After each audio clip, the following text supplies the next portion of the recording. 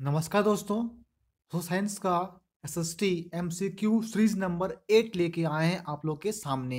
Most important question है जो कि आने वाले आपके आगामी परीक्षा में railway NTPC group D CTET JTET सचिवालय में आपकी परीक्षा में पूछे जाएंगे। वो इम्पोर्टेंट एसएसटी के क्वेश्चन है जो कि मिला के दिया गया है हिस्ट्री ज्योग्राफी पॉलिटिकल से, ताकि आप आसानी पूर्वक इसको समझ के अपने एग्जाम की तैयारी को और भी स्ट्रॉन्ग बना सकें। खासकर एग्जाम में सीटेट में जरूर पूछे जाएंगे क्वेश्चन, ये मोस्ट इंपॉर्टेंट है। हम डीपली में बताएंगे आपको।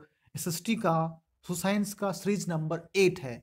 जो हमारे सोसाइंस के वीडियो एमसीक्यू सीरीज 1 से लेकर सीरीज 7 का वीडियो नहीं देखे हैं, डिस्क्रिप्शन बॉक्स में लिंक दे दिया गया है, वहां पे जाके आप देख सकते। साथ साथ जाइएगा चैनल के प्लेलिस्ट में, वहां पे आपको सीरीज 1 से लेकर सीरीज 7 तक का वीडियो मिल जाएगा। आइए स्टार्ट करते हैं नंबर फर्स्ट क्वेश्चन की ओर। शून्यवाद का सिद्धांत किसने दिया था? शून्यवाद का सिद्धांत किसके द्वारा दिया गया?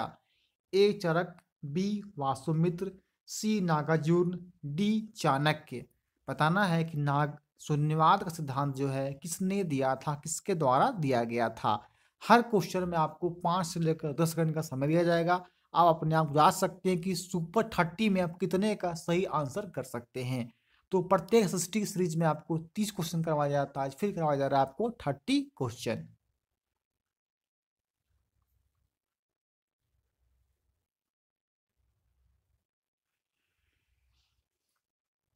तो शून्यवाद का सिद्धांत दिया था नागार्जुन ने, मीन्स 1 का option number C correct answer हो जाएगा। शून्यवाद का सिद्धांत नागार्जुन के द्वारा दिया गया था। नागार्जुन एक दार्शनिक थे और नागार्जुन को भारत का आइंस्टीन भी कहा जाता है। रखिएगा, कहीं परीक्षा में पूछा जाएगा कि भारत का आइंस्टीन किसे कहा जाता है, तो कहा जाएगा नागार्जुन को भारत का आइंस्टीन भी कहते हैं।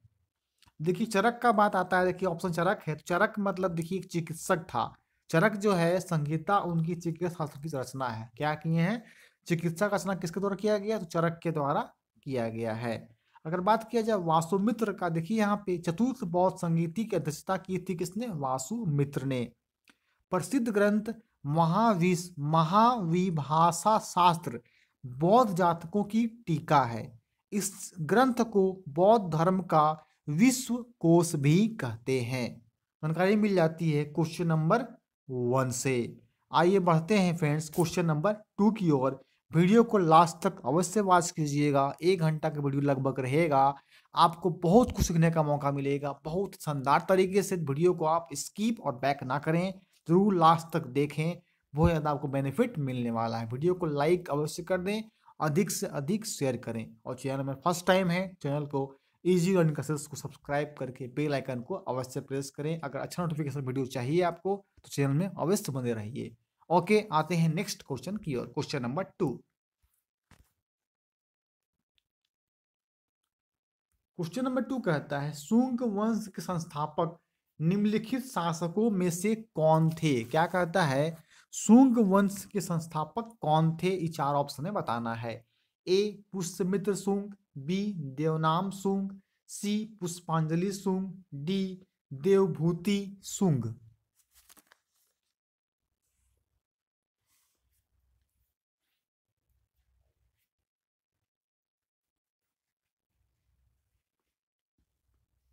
तो शुंग वंश के संस्थापक आपके option number A Pushyamitra Shunga को शुंग वंश का संस्थापक कहा जाता है। अब देखिए शुंग वंश कब से कब तक हुआ था? 185 ईस्वी पूर्व से 75 ईस्वी पूर्व तक शुंग वंश का शासनकाल हुआ था। अंतिम मौर्य सम्राट वेदत्र की हत्या करके उसके सेनापति पुष्यमित्र शुंग ने शुंग वंश की स्थापना की थी। कितना ईस्वी में? 185 ईस्वी पूर्व में शुंग वंश की स्थापना पुष्यमित्र शुंग के द्वारा किया गया था। और पुष्यमित्र शुंग की उपलब्धियों का वर्णन कहाँ मिलता है? तो अयोध्या अभिलेख से मिलता है। शुंग पुष्यमित्र शुंग का उपलब्धि अयोध्या अभिलेख से मिलता है। कहीं मिल जाती है क्वेश्चन नंबर 2 से। आइए बढ़ते हैं क्वेश्चन नंबर 3 की ओर।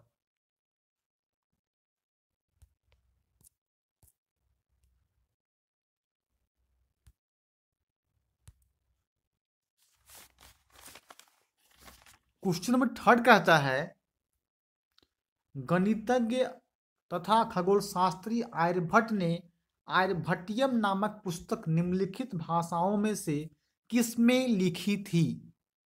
गणितज्ञ जो है एक खगोल शास्त्री भी हैं, आर्यभट्ट दोनों हैं, गणितज्ञ भी मैथमेटिशियन है, खगोल शास्त्री हैं आर्यभट्ट ने आर्यभट्टियम नामक पुस्तक लिखे थे।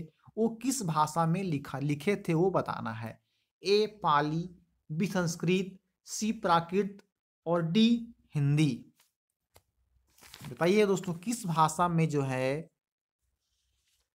आर्यभट्ट ने आर्यभट्टियम नामक पुस्तक लिखा था।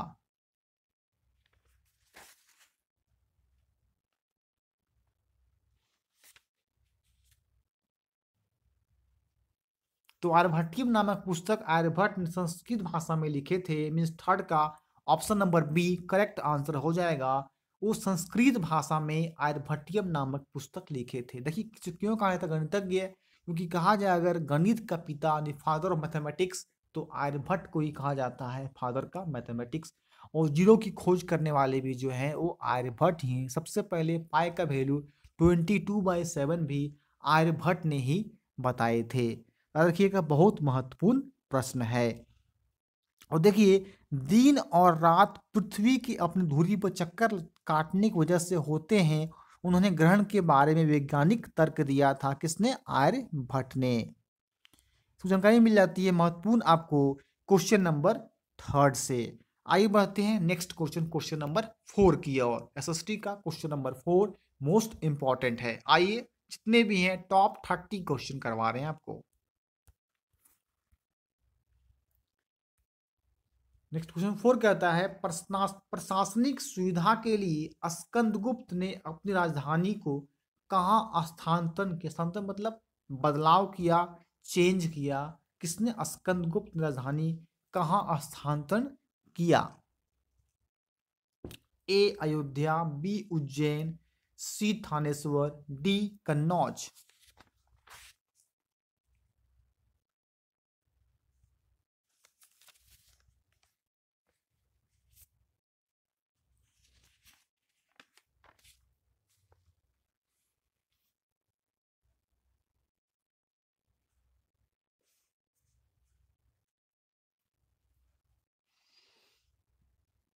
तो स्कंदगुप्त ने अपनी राजधानी अयोध्या को जो है वो बदलाव किया था, स्थानांतरण किया था, चेंज किया था राजधानी स्कंदगुप्त ने अयोध्या।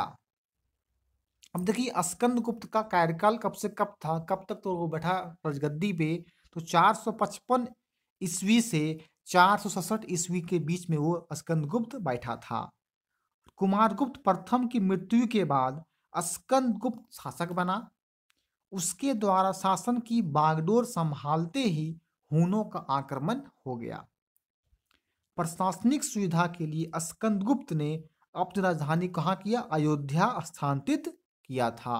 क्या मिल जाती है फ्रेंड्स क्वेश्चन नंबर आपको 4 से। आइए आते हैं नेक्स्ट क्वेश्चन की ओर, क्वेश्चन नंबर 5 की ओर।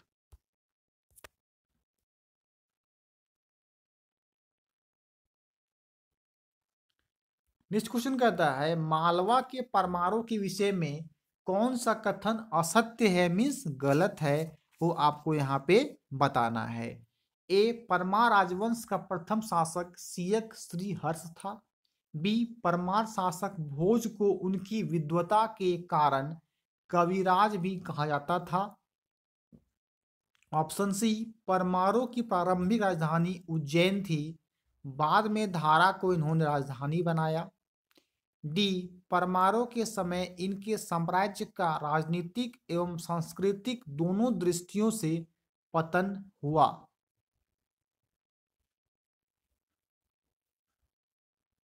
बताइएगा मालवा के परमाणु के विषय में कौन सा कथन असत्य मीन्स गलत है?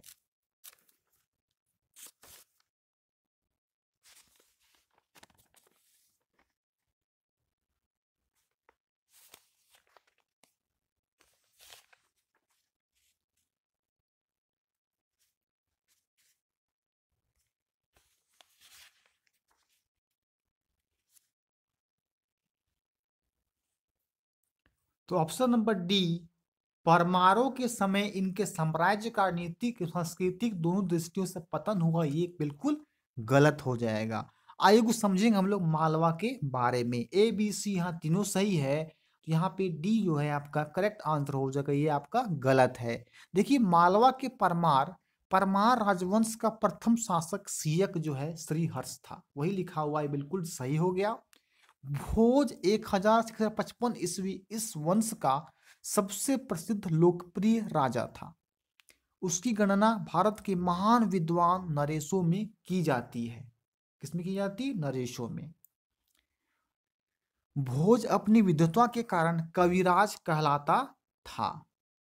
उसके समय में राजनीतिक एवं सांस्कृतिक दोनों दृष्टियों से परमार राज्य की प्रगति हुई। तो ये सब आपको ध्यान रखना है। कभी कभी क्वेश्चन पूछ लिया करता है कि इसमें से कौन सा गलत है, तो आपको याद रखना पर डीपली में पढ़ना होगा कौन सा इसमें सही है, तो आप ऑटोमेटिक पकड़ा जाएगा ये आपका गलत आंसर है। इनमें मिल जाती है क्वेश्चन नंबर 5 से। आइए बढ़ते हैं नेक्स्ट क्वेश्चन की, क्वेश्चन नंबर 6 एसएसटी की ओर।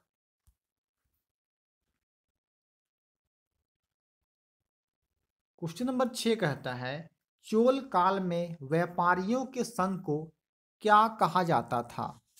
चोल काल में व्यापारियों के संघयुक्ता को क्या कहा जाता था? ऑप्शन ए ग्रामम, बी श्रेणी, सी नगरम, डी सभा।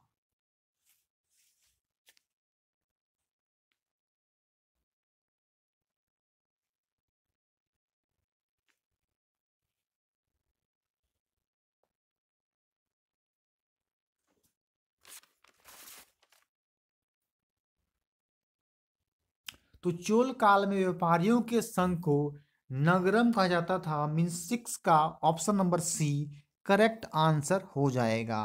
आइए समझेंगे कुछ चोल के बारे में।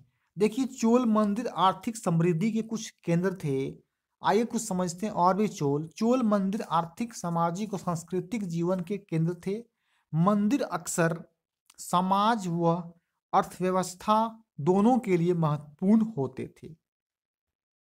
शासक विभिन्न देवी देवताओं के प्रति अपना भक्ति भाव दर्शाने के लिए मंदिर बनाते थे।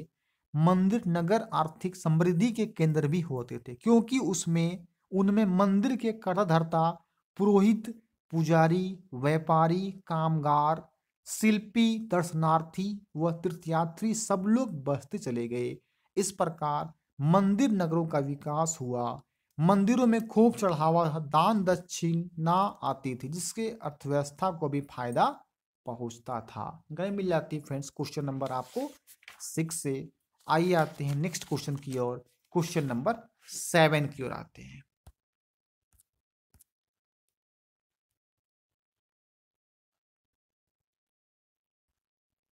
क्वेश्चन नंबर 7 कर लीजिएगा। Most important, very very important, बहुत ज्यादा महत्वपूर्ण प्रश्न है क्वेश्चन नंबर 7।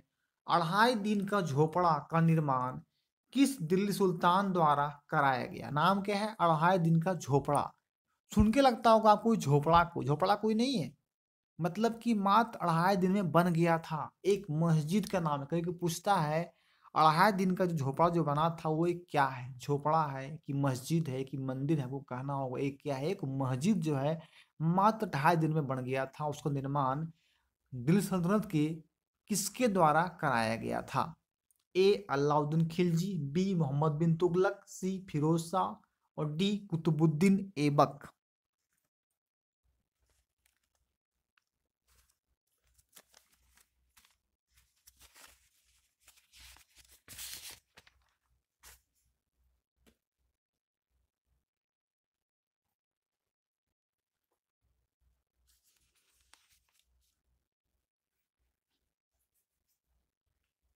तो 2.5 दिन के झोपड़ा का निर्माण जो है कुतुबुद्दीन ऐबक द्वारा कराया गया था। मीन 7th का option number D correct answer हो जाएगा।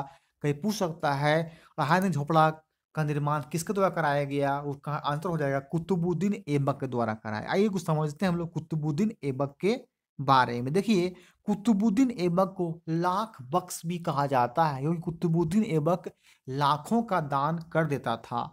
और इसका कार्यकाल था, जो गद्दी बैठा था 1206 ईस्वी से 1210 ईस्वी तक इसने गद्दी पर बैठा कुतुबुद्दीन ऐबक ने। यह जो है मोहम्मद गोरी का गुलाम था कुतुबुद्दीन ऐबक, जिसने उसके मरने के बाद 1206 ईस्वी में गुलाम वंश की स्थापना की थी। गुलाम वंश की स्थापना किसके के द्वारा किया गया? तो कुतुबुद्दीन ऐबक के द्वारा किया गया। तो परीक्षा में क्वेश्चन ऐसे पूछ सकता है, गुलाम वंश की स्थापना किसने किया? आपको उत्तर करना होगा कुतुबुद्दीन ऐबक ने गुलाम वंश की स्थापना किए थे। इसकी राजधानी लाहौर थी और बाद में दिल्ली बनाया गया। कुतुबुद्दीन ऐबक को लाक्स बख्श भी कहा जाता है क्योंकि ये बहुत दान देता था। अब देखिए कुतुबुद्दीन ऐबक ने ख्वाजा कुतुबुद्दीन बख्तियार काकी सूफी संत की याद में 1199 ईस्वी में कुतुब मीनार बनाने का कार्य शुरू किया। कुतुब मीनार आखिर में है कहाँ? कुतुब मीनार आपका दिल्ली में है। तो 1199 ईस्वी में बनाने का शुरुआत किया था कुतुबुद्दीन ऐबक के द्वारा। इसने भारत की प्रथम मस्जिद कुव्वत उल इस्लाम का दिल्ली में निर्माण कराया। इसने क्या किया? प्रथम मस्जिद का नाम क्या है? कुव्वत उल इस्लाम, दिल्ली में निर्माण कराया। बनाया किसने? कुतुबुद्दीन ऐबक ने। और अब देखिए यहाँ बात होता है, अढ़ाई दिन का झोपड़ा आखिर में है कहाँ? तो अजमेर में है। और अजमेर कहाँ? अजमेर आपका राजस्थान राज्य में पड़ता है। अजमेर वहीं बनाया था कुतुबुद्दीन ऐबक ने अढ़ाई दिन का झोपड़ा। और इसकी मृत्यु देखिए कैसे हुई? चौगान खेलते समय होगी। चौगान मतलब होता है पोलो खेलते समय घोड़े से गिरने से इसकी मृत्यु, कुतुबुद्दीन ऐबक की मृत्यु लाहौर हो गई थी और इसे लाहौर में दफनाया गया था कुतुबुद्दीन ऐबक को। जानकारी मिल जाती है फ्रेंड्स। क्वेश्चन नंबर आपको 7 याद रखिएगा। जितने भी क्वेश्चन बताए हैं सब अति महत्वपूर्ण हैं। गुलाम वंश की स्थापना पूछेगा, बोल देना कुतुबुद्दीन ऐबक। किसे कहा जाता है लाख बख्श? कहना हो कुतुबुद्दीन ऐबक। आग झोपड़ा किसने बनाया? तो कहना हो कुतुबुद्दीन ऐबक। कुतुब मीनार का निर्माण किसने शुरू किया था? तो कहना हो कुतुबुद्दीन ऐबक। कब किया? 1199 ईस्वी में। कुतुबुद्दीन ऐबक की मृत्यु कैसे हुई? चौगान यानी कि पोलो खेलते समय घोड़े से गिर जाने के कारण उसकी मृत्यु हो गई। उसे कहाँ दफनाया गया? तो उसे लाहौर में दफनाया गया था कुतुबुद्दीन ऐबक को। आइए आते हैं नेक्स्ट क्वेश्चन, क्वेश्चन नंबर 8 की ओर।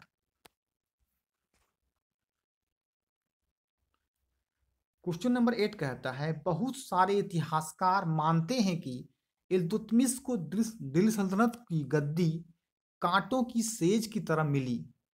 निम्नलिखित कारणों में से कौन सा कारण सही नहीं है? अब आएंगे हम लोग इल्तुतमिश के बारे में, कुतुबुद्दीन ऐबक के बारे में। किसमें? इल्तुतमिश के बारे में। ये भी जो है दिल्ली सल्तनत का गद्दी पर बैठा था। तो 3 सही है, कौन गलत हुआ आपको बताना है। ए, राजपूतों का आक्रमण। बी, मंगोलों द्वारा आक्रमण का डर। सी, आंतरिक कलह। डी, उपरोक्त सभी सही है।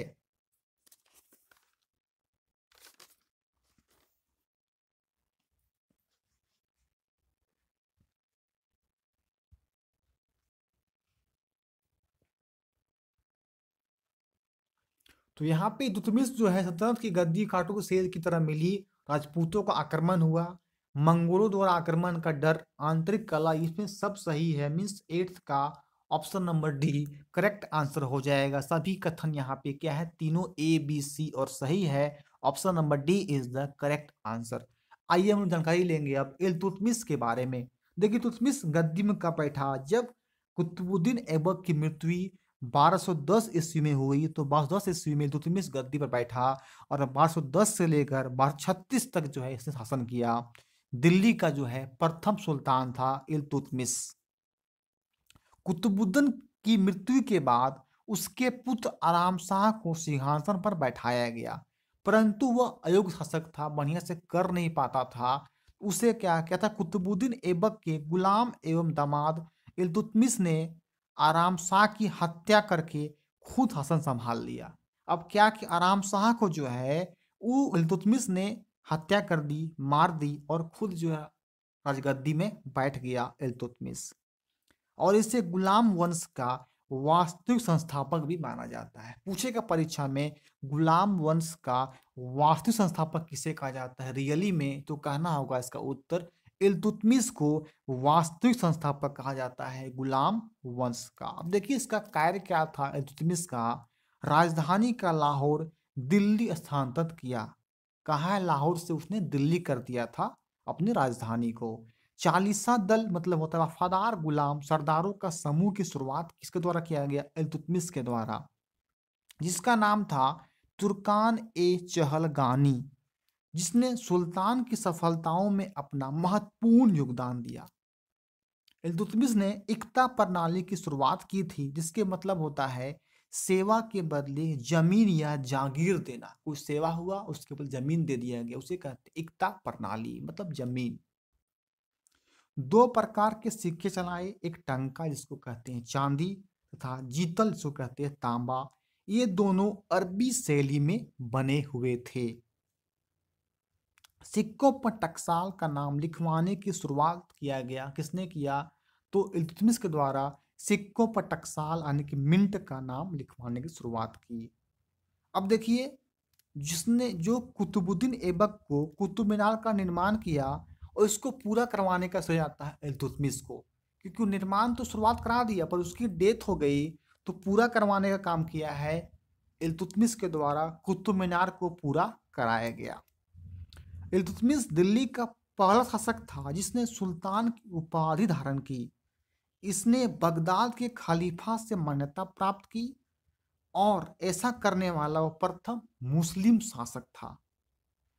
इल्तुतमिश ने अपनी बेटी रजिया को अपना उत्तराधिकारी नियुक्त किया, क्योंकि वह अपने पुत्रों को अयोग्य मानता था। उसके पुत्र जो हैं बढ़िया काबिल नहीं थे, अयोग्य थे, हर चीज में कामयाबी नहीं कर पाते थे। इसी के इल्तुतमिश की बेटी थी रजिया सुल्तान, उसको अधिकारी नियुक्त किया गया कि तुम ही राजगद्दी को संभालेगी।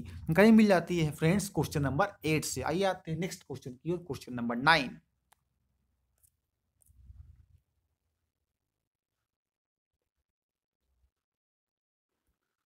9 कहता है मृदा के कौन से गुण का निर्धारण जनक चट्टान करती है? मृदा यानी कि मिट्टी के कौन सा गुण जनक चट्टान करती है? ए मृदा का जमाव, बी रासायनिक गुण, पारगम्यता एवं संरचना, सी अपक्षय की दर और खाद मिट्टी, डी मृदा की मोटाई।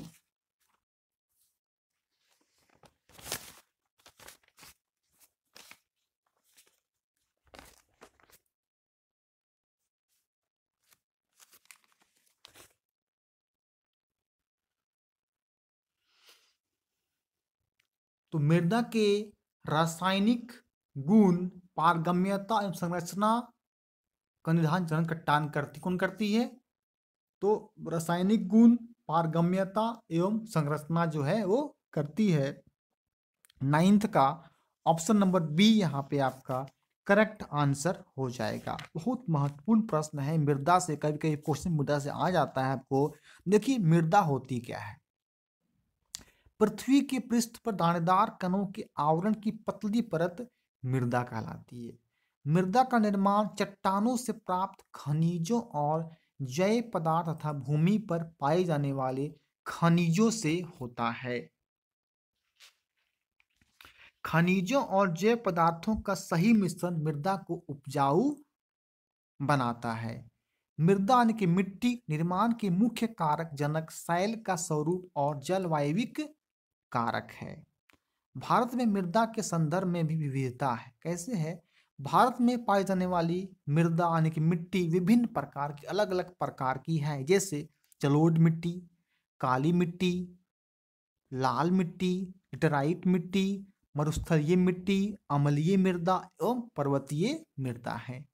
भारत में सबसे अधिक उपजाऊ मृदा यानी कि उपजाऊ मिट्टी जलोढ़ मृदा है, जो भारत में लगभग 29% क्षेत्र पर विस्तारित है, मतलब फैला हुआ है। वह मिल जाती है क्वेश्चन नंबर 9 से। आइए बढ़ते हैं नेक्स्ट क्वेश्चन नंबर 10th की ओर।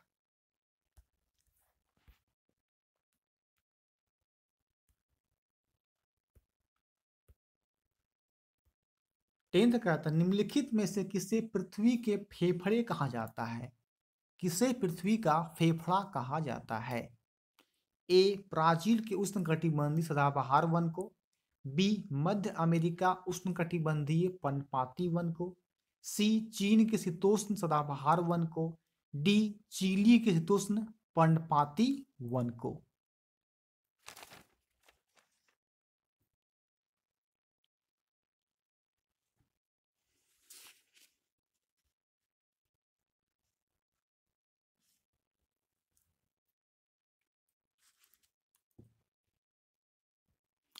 तो पृथ्वी के फेफड़े, ऑप्शन नंबर ए, ब्राजील के उष्णकटिबंधीय सदाबहार वन को पृथ्वी के फेफड़ा कहा जाता है। मीन्स आपका 10th का option number A correct answer हो जाएगा। जितने भी क्वेश्चन है बहुत ही महत्वपूर्ण करवा रहे हैं आपको, बिल्कुल वीडियो को ध्यान पूर्वक से आपको देखना ताकि हर कुछ आपको आसानी पूर्वक एक बार में याद हो जाए।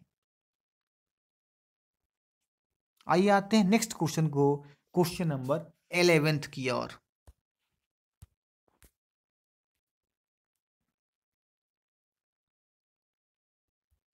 11th का था, विश्व में रबर का सबसे बड़ा उत्पादक देश है। विश्व में रबर का सबसे बड़ा आपको बताना है उत्पादक जो है वो देश कौन है। ए इंडोनेशिया, बी भारत, सी मलेशिया, डी इनमें से कोई नहीं। बताइए रबर का सबसे बड़ा उत्पादक देश।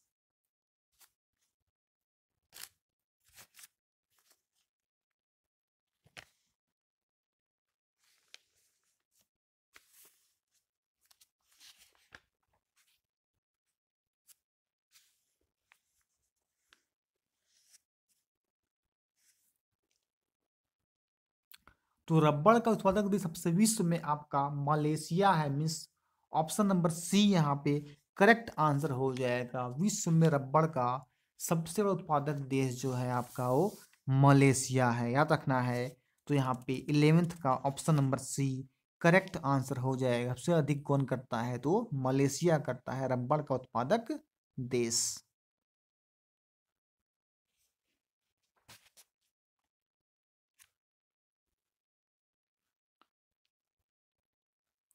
याद रखिएगा रबड़ का उत्पादक देश आपका है मलेशिया। आइए बढ़ते हैं नेक्स्ट क्वेश्चन की ओर।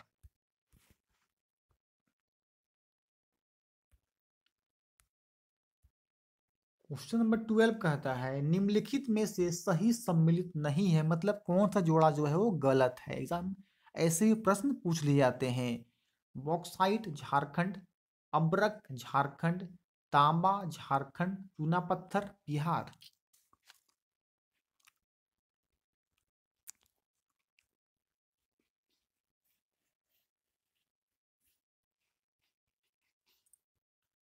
देखिए बॉक्साइट झारखंड में पाया जाता है, बिल्कुल सही है।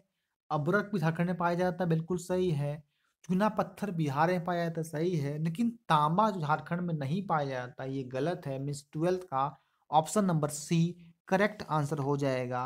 वो तांबा देखिए आपका जो है वो झारखंड में पाया।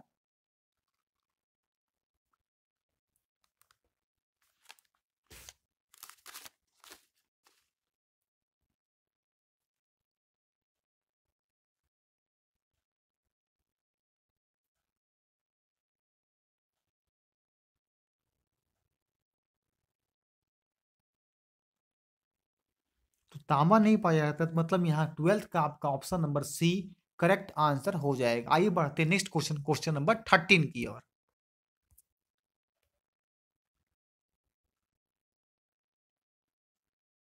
13 कहता है मिश्रित कृषि से तात्पर्य नहीं है, इससे मतलब मिला हुआ। भोजन खाद्य फसल उगाना, बी चारे को उगाना, सी पशुधन पालन के लिए संयुक्त रूप से प्रयास, डी उपयुक्त में से कोई नहीं। बताइएगा मिश्रित कृषि से तात्पर्य नहीं है, यहाँ पे कौन सा नहीं होगा वो आपको यहाँ पे सही उत्तर बताना है।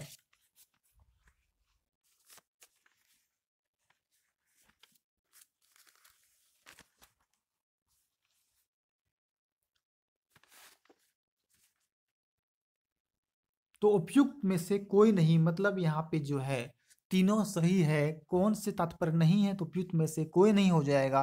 13th का यहाँ पे डी करेक्ट आंसर होगा। ये बढ़ते नेक्स्ट क्वेश्चन नंबर 14 की ओर। 14 कहता है कच्चा माल का संबंध किससे नहीं है। कच्चा माल जो होता है उसका संबंध किससे नहीं है। ए पर्यटन से, बी खनिज से, सी समुद्र से, डी वन से।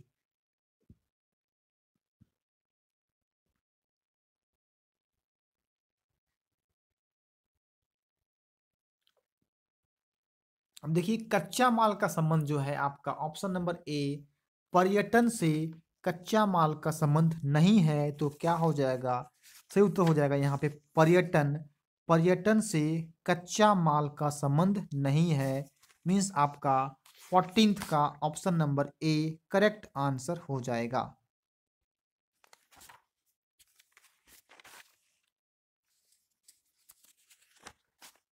आइए बढ़ते हैं नेक्स्ट क्वेश्चन, क्वेश्चन नंबर 15 की ओर।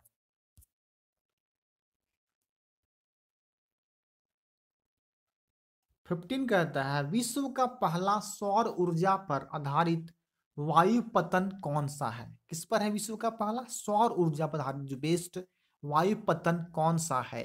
ए London airport, B Paris airport, C Moscow airport, D Cochin airport.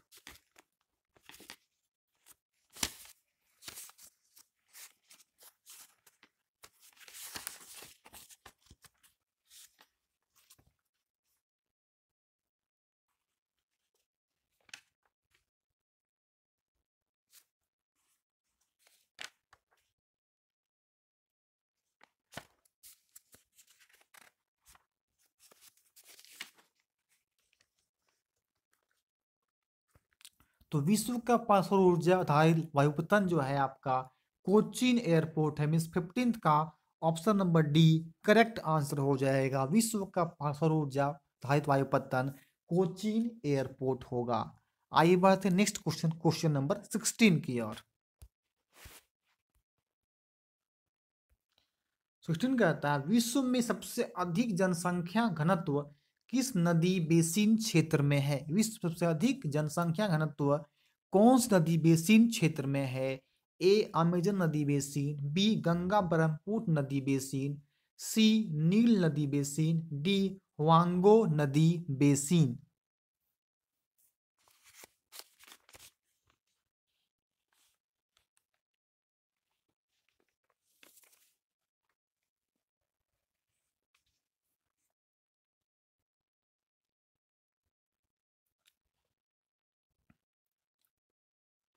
तो विश्व में सबसे अधिक जनसंख्या घनत्व जो है आपका गंगा ब्रह्मपुत्र नदी बेसिन में है। सबसे अधिक जनसंख्या घनत्व किसमें है, तो गंगा ब्रह्मपुत्र नदी में सबसे अधिक जनसंख्या वो आपका घनत्व मतलब जो होता है डेंसिटी घेरता है उसे कहते हैं गंगा ब्रह्मपुत्र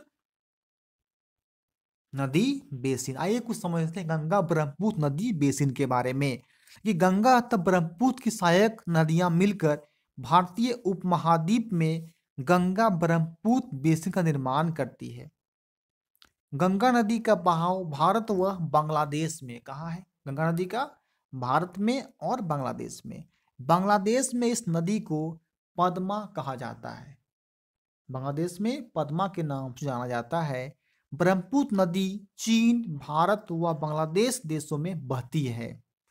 तीन देशों में बहती ब्रह्मपुत्र नदी, चीन, भारत व बांग्लादेश देशों में बहती है ब्रह्मपुत्र नदी। इस नदी को तिब्बती भाषा में सांगपो कहा जाता है। क्या कहा जाता है तिब्बती भाषा में, सांगपो कहा जाता है ब्रह्मपुत्र नदी को। इस नदी बेसिन में बड़े बड़े मैदान, पर्वत, हिमालय के ग्लेशियर व सुंदरवन डेल्टा स्थित है। इस प्रदेश के मैदानी क्षेत्र में अनेक चाप झीलें पाई जाती है।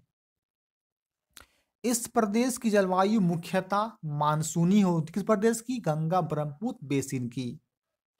भारत में इस प्रदेश का विस्तार उत्तरी भारत व उत्तर पूर्वी राज्यों में अधिक होता है, ज्यादा है।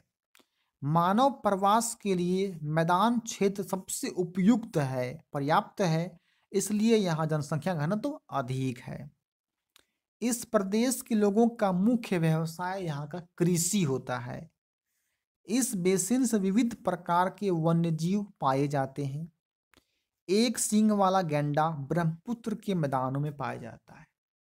ब्रह्मपुत्र के मैदानों में एक सींग वाला गैंडा भी पाया जाता है। और एक सींग वाला गैंडा की जब बात किया जाए तो असम राज्य में प्रसिद्ध है एक सींग वाला गैंडा, और असम का राज्य पशु का नाम भी आपका एक सींग वाला गैंडा है। इस क्षेत्र में जगह में रोहू, कतला एवं हिल्सा मछलियों की सबसे लोकप्रिय प्रजातियां पाई जाती है। मछली व चावल इस प्रदेश के लोगों का मुख्य आहार है, मेन खाना है मछली व चावल। गंगा ब्रह्मपुत्र नदी के अलवन जल में एक प्रकार की डॉल्फिन पाई जाती है, एक मछली का नाम है, जिसे स्थानीय भाषा में सुनसु अर्थात अंधी डॉल्फिन कहा जाता है। ये मिल जाती है क्वेश्चन नंबर 16 से। आइए आते हैं नंबर 17 की ओर।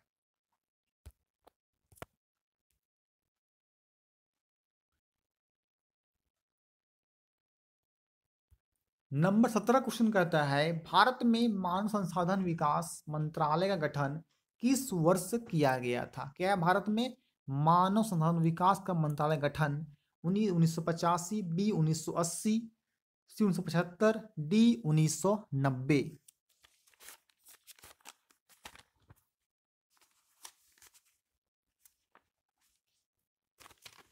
बताइएगा, भारत में मानव संसाधन विकास मंत्रालय गठन किस वर्ष किया गया था?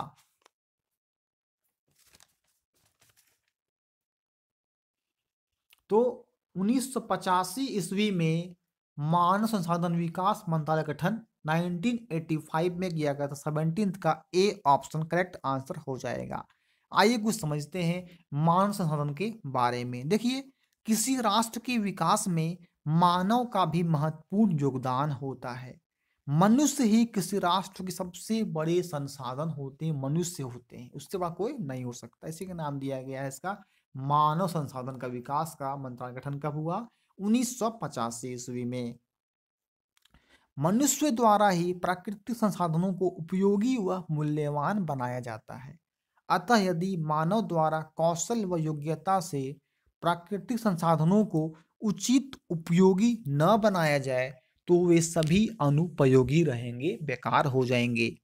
स्वास्थ्य, शिक्षित और अभिप्रेरित लोग अपनी आवश्यकता अनुसार संसाधनों का विकास करते हैं। अतः मानव संसाधन ही अंतिम संसाधन है। प्राकृतिक संसाधनों से मानव संसाधन भी विश्व में समान रूप से वितरित नहीं है। मानव अपने शैक्षिक स्तर, आयु और लिंग का कौशल में एक दूसरे से भिन्न होते हैं, अलग हैं। भारत में भी मानव संसाधन के संदर्भ में विविधता है और इसका मुख्य उद्देश्य देश में कौशल को बढ़ाना है, उसका स्किल को इंक्रीज करना है, डेवलप करने के लिए हमेशा प्रयत्न रहना है। जानकारी मिल जाती है क्वेश्चन नंबर 17 से। आइए आते नेक्स्ट क्वेश्चन नंबर 18 की ओर।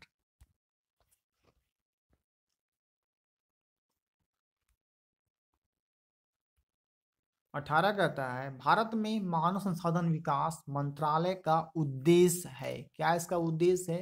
ए, युवाओं को रोजगार उपलब्ध कराना, बी, युवाओं को स्वरोजगार के लिए प्रेरित करना, सी, युवाओं को देश में कौशल व युवा शक्ति को बढ़ाना, डी, उपयुक्त सभी। बताइए क्या लगता है आपको बेस्ट ऑप्शन इसका जो है, क्या लगता है का मंत्रालय का मेन उद्देश्य क्या है? अभी आप क्वेश्चन 17 में बताए हैं क्या क्या उसके मानव संसाधन के बारे में, आप बढ़िया सुने होंगे तो आपको आंसर पता लग गया होगा।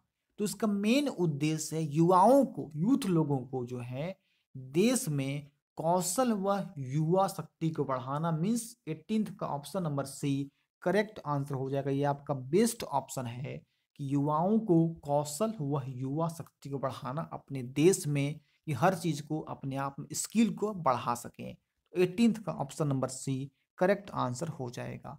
आइए बढ़ते हैं नेक्स्ट क्वेश्चन, क्वेश्चन नंबर 19 की ओर।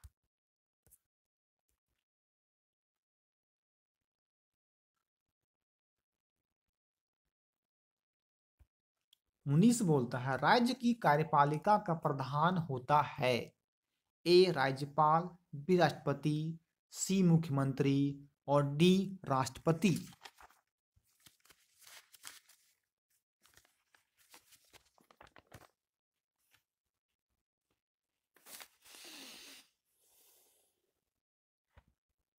तो राज्य की कार्यपालिका का प्रधान राज्यपाल होता है, इसको इंग्लिश में कहते हैं गवर्नर।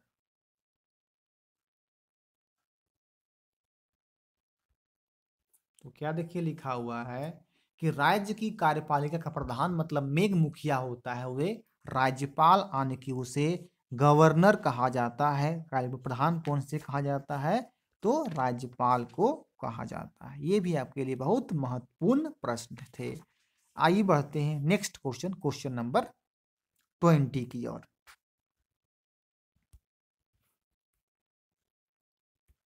क्वेश्चन 20 कहता है किसी राज्य विशेष के लिए कानून बनाने वाली सर्वोच्च संस्था कौन सी है? कौन जो है कानून बनाने का काम करती है?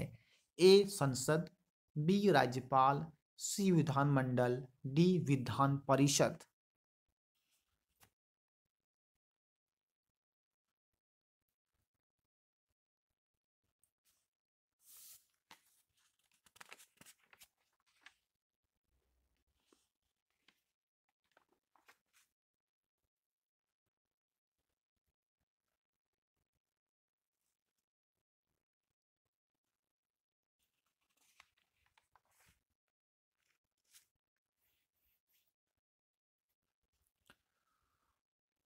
तो विधानमंडल राज्य विशेष के लिए कानून बनाने वाली संस्था कौन सी है? तो विधानमंडल जो है किसी राज्य के लिए कानून बनाने व सर्वोच्च संस्था होती है उसे कहते हैं विधानमंडल। यानी 20 का option number C correct answer हो जाएगा। आइए बढ़ते हैं नेक्स्ट क्वेश्चन, क्वेश्चन नंबर 21 की ओर।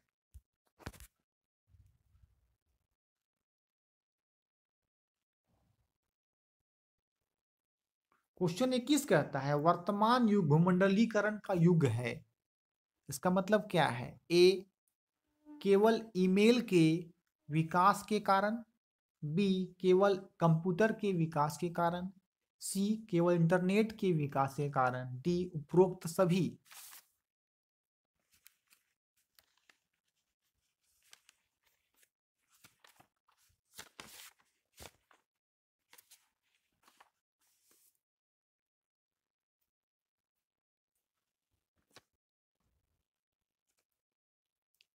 तो वर्तमान युग भूमंडलीकरण का युग है केवल ईमेल के विकास के कारण, ये भी सही है। केवल उप कंप्यूटर के विकास के कारण, ये भी सही है। केवल इंटरनेट के विकास के कारण, ये भी सही है। तो 21 का option number D correct answer हो जाएगा। 21 का डी जो है यहाँ पे करेक्ट आंसर होगा। अब देखिए बात किया जाए ईमेल का पिता जो है रे टॉमलिंगन को कहा जाता है ईमेल का पिता। कंप्यूटर का पिता चार्ल्स बेबेज को कहा जाता है। और इंटरनेट का पिता कहा जाता है आपको टिम बर्नर्स ली को इंटरनेट का पिता कहा जाता है। कहीं मिल जाती है क्वेश्चन नंबर 21 से। तो वर्तमान युग भूमंडलीकरण का युग है, उपरोक्त सभी तीनों हो जाएगा, ईमेल, कंप्यूटर और इंटरनेट। आइए नेक्स्ट बढ़ते हैं क्वेश्चन नंबर 22 की ओर।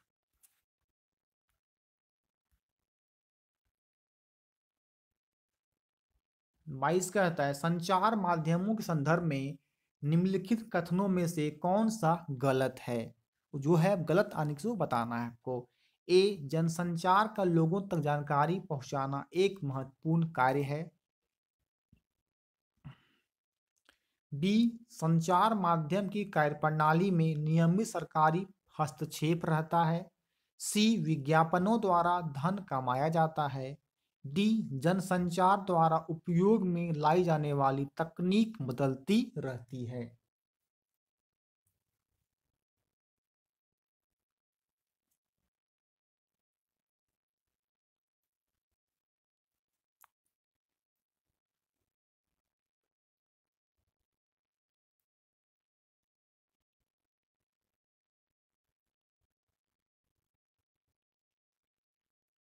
तो गलत हो जाएगा आपका ऑप्शन नंबर बी संचार माध्यम की कार्यप्रणाली में नियमित सरकारी हस्तक्षेप रहता है, ये गलत हो जाएगा। मीन्स 22 का option number B correct answer हो जाएगा। अब देखिए बात करें संचार माध्यम की बात करें आइए समझते हैं उसके बारे में। जन संचार या मीडिया की सबसे महत्वपूर्ण भूमिका लोकतंत्र में ही होती है। मीडिया को लोकतंत्र का चौथा स्तंभ आने की फोर्थ स्टेट भी कहा जाता है। पूछ सकता है मीडिया का जो है लोकतंत्र का चौथा स्तंभ किसे कहते हैं? तो कहना होगा आपको मीडिया या तो फोर्थ स्टेट कहा जाता है उसे मीडिया को। अन्य 3 स्टेप होते हैं व्यवस्थापिका, कार्यपालिका व न्यायपालिका होता है। देखिए लोकतंत्र में मीडिया जनता और सरकार के बीच ब्रिज या पुल का कार्य करता है। इनके माध्यम से सरकार के कार्य की जानकारी जनता रखती है। जानकारी देने के माध्यम के संदर्भ में संचार माध्यमों को संतुलित जानकारी देनी चाहिए। संतुलित रिपोर्ट बनाना संचार माध्यम स्वतंत्र होने पर निर्भर करता है। कहीं मिल जाती है क्वेश्चन नंबर 22 से। आइए बढ़ते हैं नेक्स्ट क्वेश्चन नंबर 23 की ओर।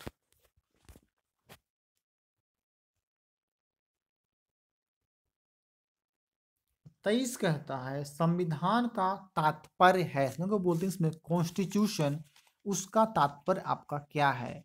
ए, संविधान नियम मात्र होते हैं। बी, नियमों और कानूनों का दस्तावेज होता है। सी, केवल परंपराएं व मान्यता है। डी, उपरोक्त में से कोई नहीं।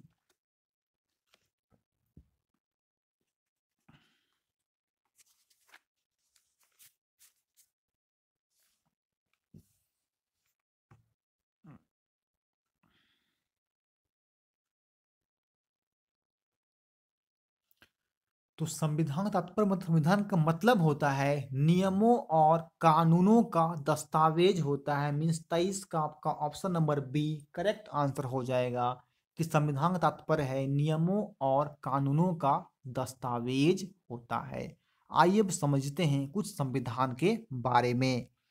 देखिए, संविधान नियमों और कानूनों का एक ऐसा लिखित व अलिखित दोनों तरीके से दस्तावेज होता है जिसमें संबंधित देश की सरकार के तीनों अंगों व्यवस्थापिका, कार्यपालिका व न्यायपालिका के कार्य एवं शक्तियों का उल्लेख किया जाता है।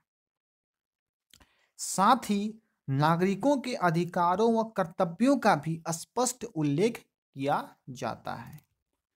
संविधान संरचना के आधार पर लिखित व अलिखित दोनों रूपों में, संविधान जो दोनों तरीके से है, लिखित भी है अलिखित भी है, मौखिक भी है और लिखित के दोनों तरीके से है। संविधान एक गत्यात्मक स्वरूप का होता है, अतः परिवर्तन के आधार पर, चेंज के आधार पर संविधान लचीला भी है वह कठोर रूप में भी हो सकता है। दोनों है, लचीला भी है और कठोर भी है। संविधान वर्तमान में सभी प्रकार शासन प्रणाली वाले देशों में होता है। लोकतांत्रिक देशों में संविधान की अति आवश्यक होता है, परंतु यह आवश्यक नहीं कि जिन देशों में संविधान होता है वहां लोकतंत्र होता है। जरूरी नहीं है जहां संविधान है वहां पे लोकतंत्र भी होगा। संविधान कई प्रकार के उद्देश्यों की पूर्ति के लिए बनाया जाता है। फर्स्ट है नागरिकों के अधिकारों व आदर्शों की रक्षा करना व उनकी मूलभूत इच्छाओं की पूर्ति करना को संविधान के रूप में आता है। देश की राजनीतिक व्यवस्था को तय करना, किसी भी समाज को लोकतांत्रिक स्वरूप प्रदान करना और नागरिक समाज के आदर्शों को प्राप्ति करना। अब देखिए, भारत में संविधान निर्माण की मांग स्वतंत्र रूप से स्वतंत्रता आंदोलन के दौरान की गई थी। बहुत महत्वपूर्ण प्रश्न है, पूछ सकता है कब इसकी मांग की गई थी? निर्माण की स्वतंत्रता आंदोलन के दौरान की गई थी।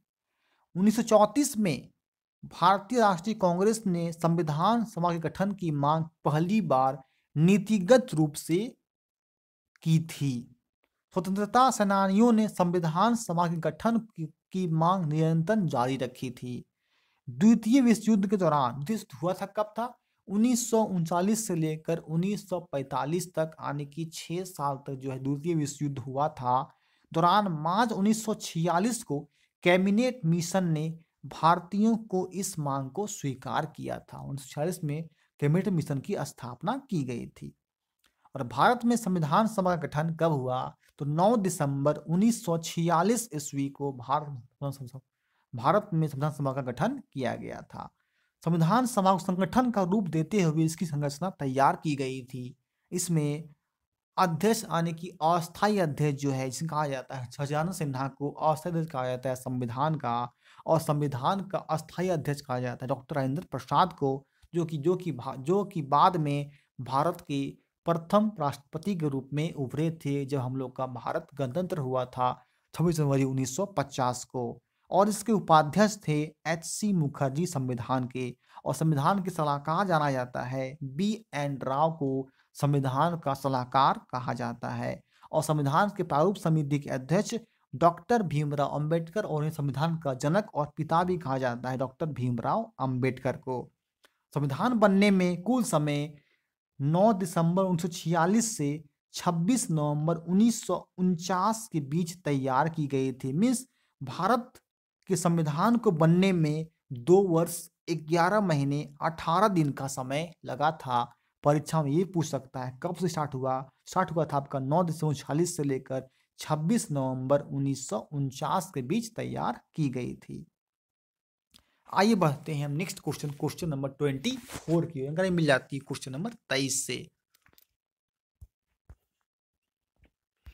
देखिए बहुत महत्वपूर्ण क्वेश्चन है क्वेश्चन नंबर आपका 24। किस संविधान संशोधन को भारत का लघु संविधान कहा जाता है, मीन्स मिनी कॉन्स्टिट्यूशन कहा जाता है? ए 42वें संविधान संशोधन को, 44वें संविधान संशोधन को, सी 52वें संविधान संशोधन को, डी 61वें संविधान संशोधन को।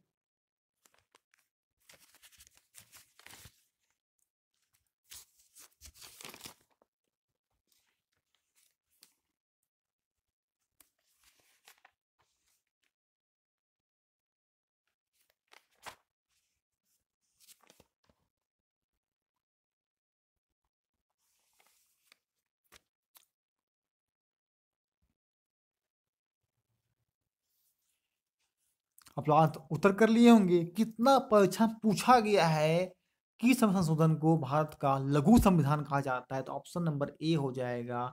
42 संविधान संशोधन को भारत का लघु संविधान कहा जाता है। बहुत महत्वपूर्ण क्वेश्चन है, बहुत संशोधन किया गया है 42वें में। आइए कुछ जान लेते हैं इसके बारे में। देखिए भारत के संविधान की प्रस्तावना में इसकी व्यवस्था करते हुए 42वें संशोधन कब 1976 के तहत पंथ निरपेक्ष राष्ट्र घोषित किया गया। मौलिक अधिकारों के तहत चौथा मौलिक अधिकार धर्म स्वतंत्रता के अधिकार के रूप में अनुच्छेद 25 से 28 प्रदान किया गया है। इसमें बहुत कुछ संशोधन किया गया है, बहुत कुछ डाला गया है। इसी कारण से 42वें संशोधन को लघु संविधान के रूप में जाना जाता है। याद रखिएगा बहुत महत्वपूर्ण क्वेश्चन है, प्रतियोगिता परीक्षा पूछे जाने वाले प्रश्न है।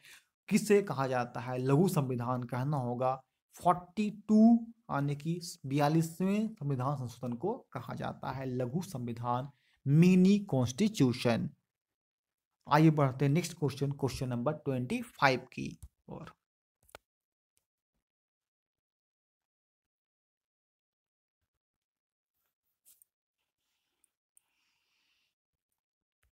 ट्वेंटी फाइव कहता है वर्तमान में प्रेजेंट में कार्यपालिका व न्यायपालिका के मध्य विवाद लड़ाई है विद्यमान है। यह विवाद उत्पन्न होने का आधार क्या है? ए न्यायपालिका की सर्वोच्चता, बी न्यायपालिका की स्वतंत्रता, सी न्यायिक सक्रियतावाद का विस्तार, डी कार्यपालिका की अकर्मण्यता।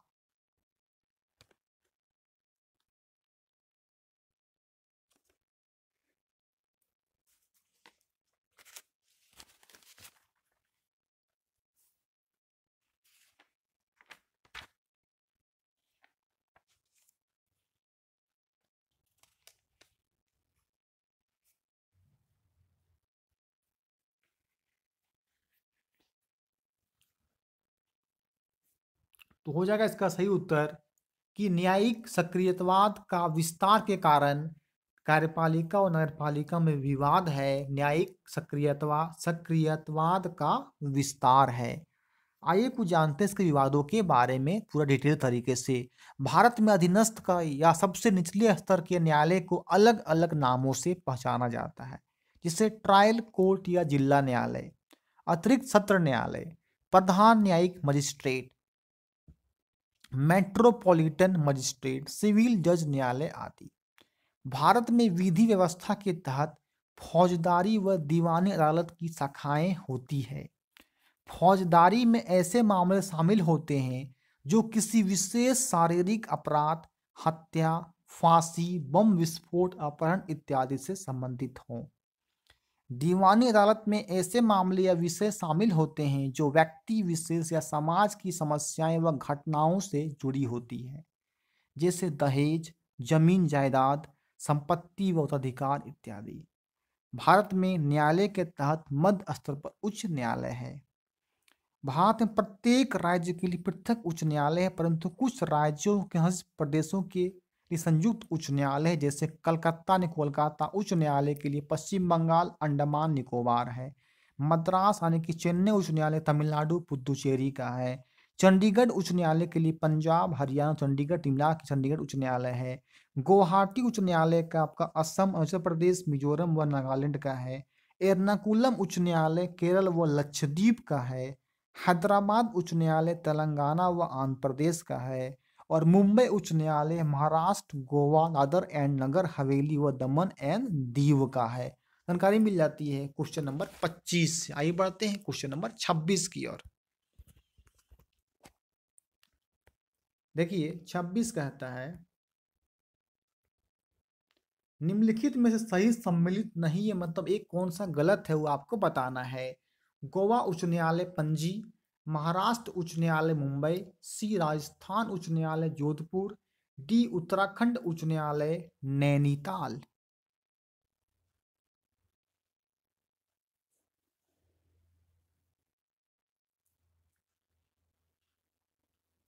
देखिए यहाँ पे महाराष्ट्र उच्च न्यायालय मुंबई बिल्कुल सही है। राजस्थान उच्च न्यायालय का जो है आपका जोधपुर है मुख्यालय, ये सही है। उत्तराखंड उच्च न्यायालय नैनीताल है, ये भी सही है। लेकिन गोवा उच्च न्यायालय पणजी में नहीं है। गोवा उच्च न्यायालय जो है मुंबई उच्च न्यायालय के अंतर्गत आता है। मीन्स 26 का ए यहाँ पे करेक्ट आंसर हो जाएगा। ये समित मतलब ये जो है आपका मैच वो गलत है। मीन 26 का ए करेक्ट आंसर हो जाएगा। गोवा उच्च न्यायालय जो है मुंबई उच्च न्यायालय के अंतर्गत आता है। कौन कौन सा मुंबई के अंतर्गत आता है? महाराष्ट्र गोवा दादर एंड नगर हवेली व दमन एंड दीव जो है मुंबई उच्च न्यायालय के अंतर्गत आता है। इसी कारण से गोवा उच्च न्यायालय पणजी यहाँ पे गलत आंसर हो जाएगा। राजस्थान उच्च न्यायालय जोधपुर में आता है, बिल्कुल सही है। उत्तराखंड उच्च न्यायालय नैनीताल में आता है, ये बिल्कुल सही है। आइए आते हैं नेक्स्ट क्वेश्चन, क्वेश्चन नंबर 27 की ओर।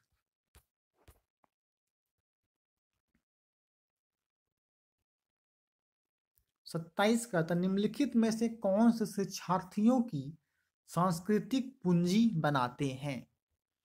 ए मौद्रिक तथा वित्तीय संसाधन, बी शिक्षार्थी के द्वारा इस्तेमाल हेतु उपलब्ध इलेक्ट्रॉनिक उपकरण, सी परिवार की शैक्षिक पृष्ठभूमि, डी स्थानों की संख्या जिनका शिक्षार्थी ने भ्रमण किया है।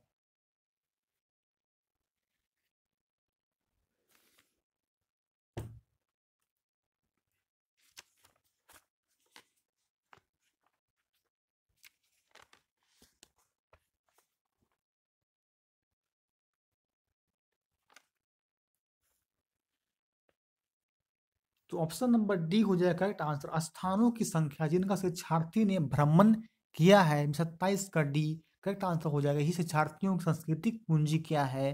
स्थानों की संख्या जिनका शिक्षार्थी ने भ्रमण किया है, उसके हम जाना है, परखा है, यही जो है इसका मीन तो हो जाएगा। मीन्स 27 का डी करेक्ट आंसर। आइए बढ़ते हैं नेक्स्ट क्वेश्चन, क्वेश्चन नंबर 28 की ओर। 28 का था निम्नलिखित में से कौन सा सामाजिक विज्ञान कक्षा में प्रगतिशील शिक्षा का आयाम है? ए शिक्षार्थियों को अलग करना, बी प्रकारात्मक बुद्धि, सी परीक्षा में अंक लाने पर बल देना, डी बहुलता और विविधता के लिए सम्मान। बताइए करेक्ट आंसर क्या होगा?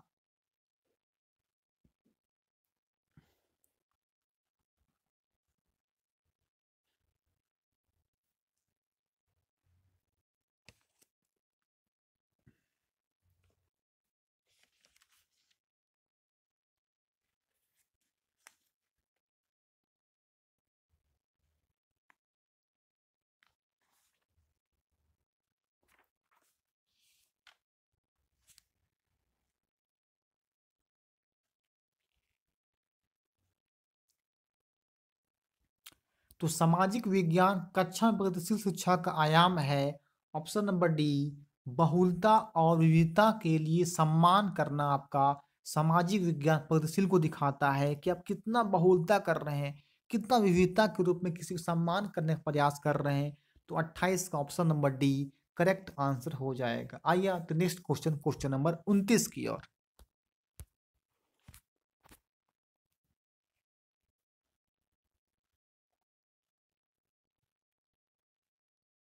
29 कहता है निम्नलिखित में से कौन सा स्रोत विधि का लाभ है?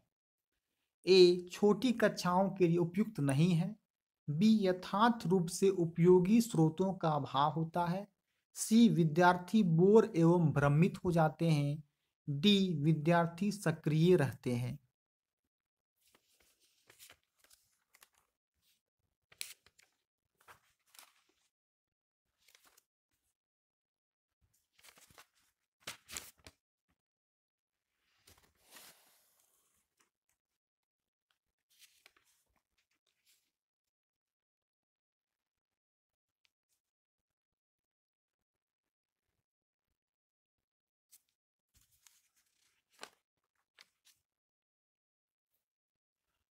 तो स्रोत विधि का लाभ विद्यार्थी सक्रिय रहते हैं, मीन्स आपका 29 का option number D correct answer हो जाएगा कि विद्यार्थी जो है वो सक्रिय मीन्स एक्टिव रहने का प्रयास करते हैं, वही स्रोत विधि का लाभ है। आइए बढ़ते हैं आज एसएसटी साइंस का सेट नंबर 8 का क्वेश्चन नंबर लास्ट 30 की ओर आते हैं। ये आपका SST set number 8 sorry series number 8 क्या कहेंगे सीरीज नंबर 8 का लास्ट क्वेश्चन 30 करवा रहे हैं आपको, मोस्ट इंपॉर्टेंट है। शिक्षार्थियों को दिन व रात संबंधी अवधारणा पढ़ाने के लिए आप किस प्रकार की अनुदेशनात्मक सामग्री का प्रयोग करेंगे? ए ग्लोब, बी मानचित्र, सी चार्ट, डी श्यामपट्ट।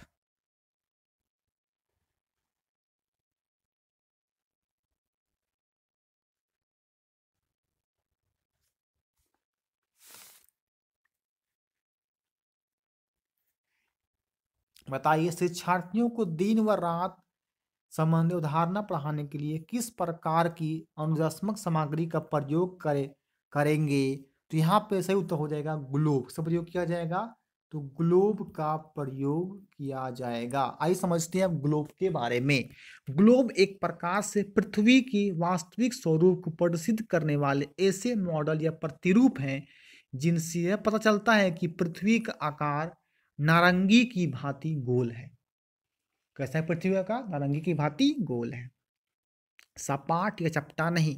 यह स्थिर न रहकर अपनी धुरी पर घूमती रहती है। पृथ्वी का धरातल ऊंचा नीचा है, जिस पर भूमि कम और जल अधिक है, ज्यादा है, क्योंकि जल देखिए 71% पूरा पृथ्वी में जल है और 29% में लोग में हम लोग रहते हैं।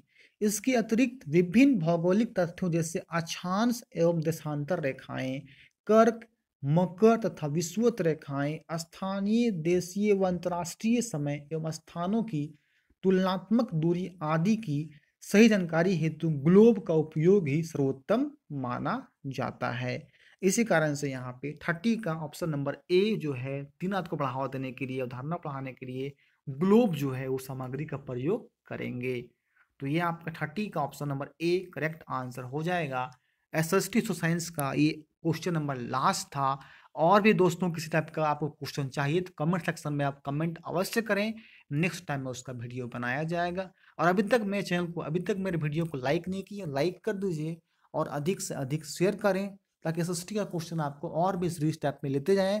और हम सीटेट का आपको जल्द प्रीवियस ईयर क्वेश्चन का लाने वाले हैं, जो कि 60 क्वेश्चन पूछता है आपको सीटेट 6 to 8 जिनका एसएसटी होगा, तो जल्दी से हम जल्द लाने वाले हैं, क्योंकि 31 जनवरी को एग्जाम होने वाला है आपका सीटेट का।